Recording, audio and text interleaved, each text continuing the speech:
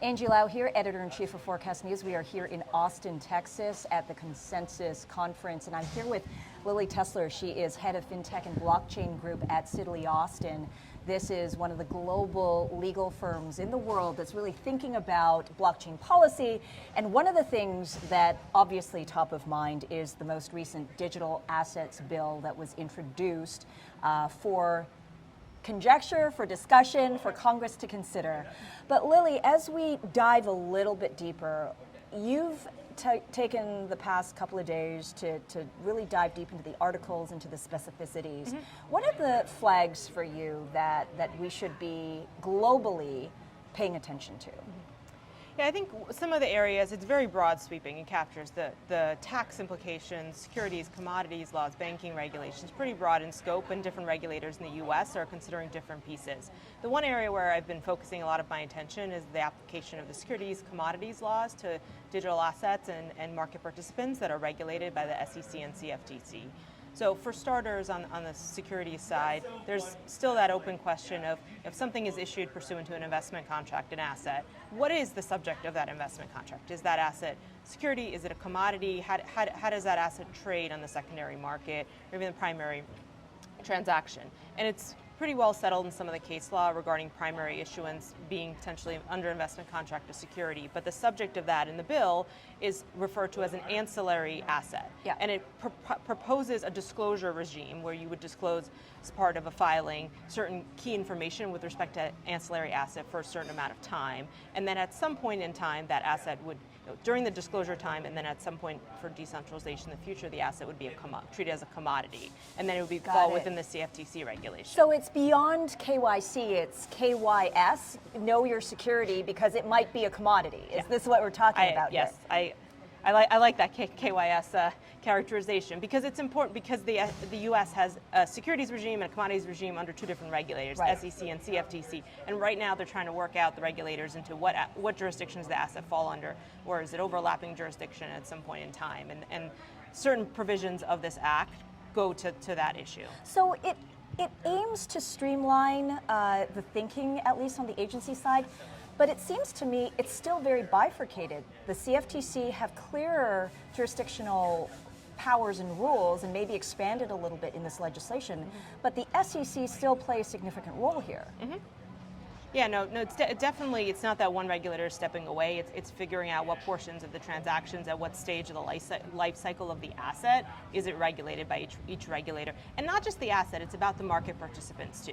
The regulations regulate intermediaries, and so intermediaries that transact in certain digital assets do they need to be registered with the SEC? Do they need to be registered with the CFTC for purposes of secondary transactions in that asset? So three stakeholders, and let's talk about the retail, the consumer, the direct-to-consumer. If you are an average person, what does this actually mean for if you hold crypto? Mm-hmm.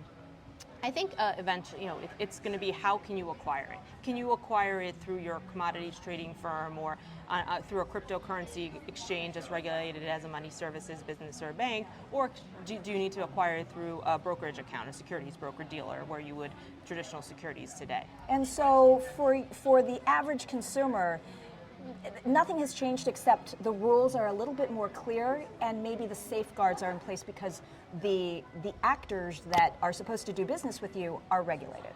Yes, and I would say the safeguards not in place yet, because once we know where the asset fits in, then there's registration and regulation around how that asset, whether it's digital asset security and the broker-dealer requirements apply, and then whether it's a commodity and the commodities laws apply, will still need to be worked out. Yeah. That's a big part of the act too, is how do the intermediaries come into compliance with respect to digital assets, not just the asset. And that's the second stakeholder, very significant, which is the blockchain industry themselves, mm-hmm. the service providers, the vendors, the exchanges. How does this change? Does it change anything? Does it provide more clarity? So a couple unanswered questions beyond the law that applies to the digital asset is, how does a broker-dealer trade digital assets that are securities within the context of the existing custody requirements? That's an unanswered question that's been pending with the SEC for quite some time, as well as how an investment advisor custodies the assets in compliance with a custody rule that's applicable to them.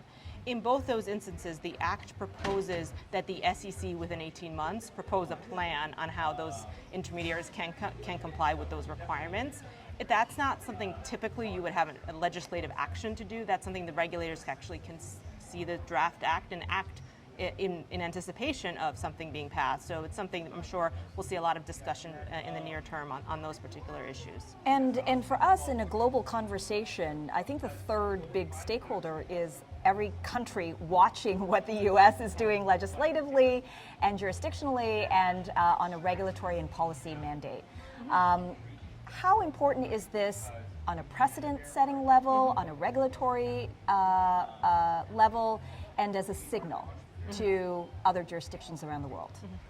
I think it's definitely something that global and non-U.S. regulators are watching. Often the U.S. regulators are cooperating in multi-agency or multi-country collaborative manner to have consistent regulations, but there are certain regulations that are very specific to the U.S. that would be only applicable. But on a global scale, definitely the world is watching because there's a lot of capital, a lot of investors, a lot of market participants that are based in the U.S., launching product in the U.S. that will then be utilized and implemented in other countries, and so we'd want some type of consistency across regimes.